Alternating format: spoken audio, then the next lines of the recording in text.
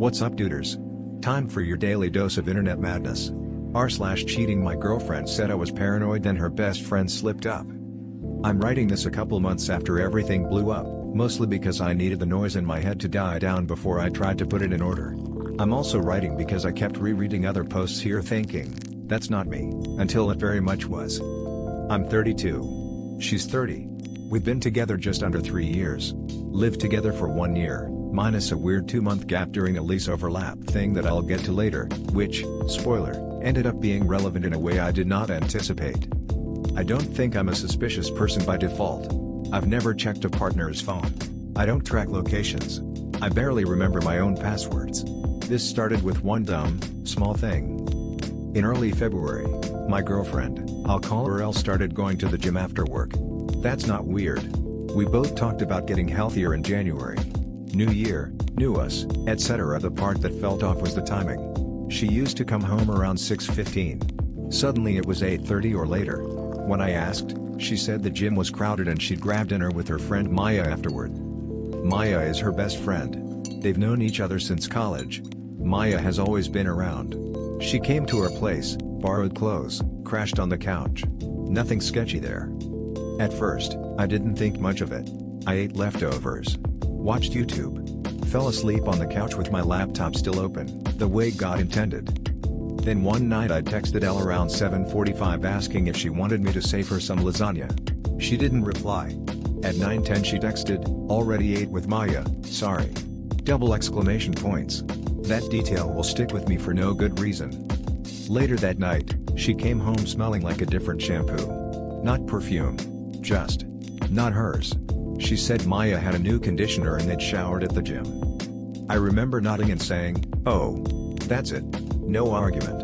I didn't feel like I had grounds. But something lodged in my brain and didn't move. Over the next couple weeks, there were little things. She started guarding her phone in a way she hadn't before, not dramatically, just flipping it face down when she stood up. She took calls in the bedroom.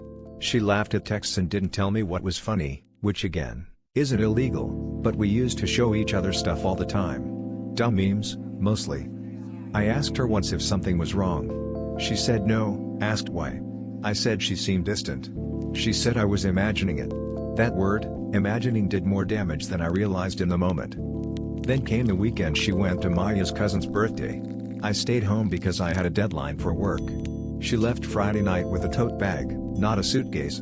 She came back Sunday afternoon with the same tote bag and a Starbucks cup from a location near our apartment. That detail shouldn't matter. It does. While she was gone, I cleaned. Not snooping, just actual cleaning. I found a CVS receipt in the bathroom trash. Pregnancy tests. 3 of them. Dated 2 days before. When she got home, I asked about it. She didn't even hesitate. She said Maya was freaking out and asked her to pick some up. That explanation landed weirdly soft. No follow-up details. No story. I asked if everything was okay between us. She sighed, actually sighed, and said I was getting paranoid and exhausting lately. That maybe my work stress was bleeding into the relationship. That stung more than I expected. After that conversation, I backed off. I told myself to stop spiraling. I told myself if something was wrong, I'd know. I didn't want to be that guy. For about 2 weeks, things seemed normalish. She cooked one night. We watched a movie. We had sex. I remember thinking, see? You're an idiot. Then came the night with Maya. We all met for drinks. Nothing formal. Just a neighborhood bar. It was one of those last-minute plans where nobody really wanted to go out but did anyway. Maya was already there when we arrived. She hugged me, said she hadn't seen me in forever. That wasn't true. I'd seen her like 10 days earlier. We sat. Ordered beers. Small talk. I remember the bar being too loud and the stools uncomfortable. There was a basketball game on, nobody was watching. At some point, Elle went to the bathroom. It was just me and Maya. She was on her second drink. She leaned in and said, so, how are you holding up? I said, with what? She froze. Just for a second. Then she said, you know, with Elle being so busy lately. I shrugged and said, fine, I guess. She nodded, took a sip, then said, yeah. I mean, it's been a lot. That's when my stomach did the thing. The quiet drop. I asked what she meant. She said, you know, the stress. The back and forth. I asked, back and forth with what? She blinked at me. Then said, oh. I thought she told you. I didn't say anything. Just waited. Maya's face went red in a way that wasn't dramatic but was unmistakable. She stared at her glass and said, I probably shouldn't be the one saying anything. Then Elle came back from the bathroom. Maya didn't say another word about it. Elle was chatty, laughing too loud. I barely heard her. We left not long after. Walked home. I didn't bring it up right away. I needed to be sure I wasn't misinterpreting. The next day, I texted Maya. I kept it neutral. Hey, quick question. Yesterday you said you thought Elle told me something. What did you mean? She didn't reply for 6 hours. When she did, it was, I'm really sorry. I shouldn't have said anything. You need to talk to Elle. That was the moment I knew. Not the cheating itself. Just that there was a shared secret I wasn't in. When I confronted Elle that night, she denied everything. Said Maya misunderstood. Said Maya had been projecting her own stuff. Said I was reading into nothing again. She cried. Said she felt attacked. I asked her directly if she was seeing someone else. She said no. I asked if she had slept with someone else. She said no. I asked if she had feelings for someone else.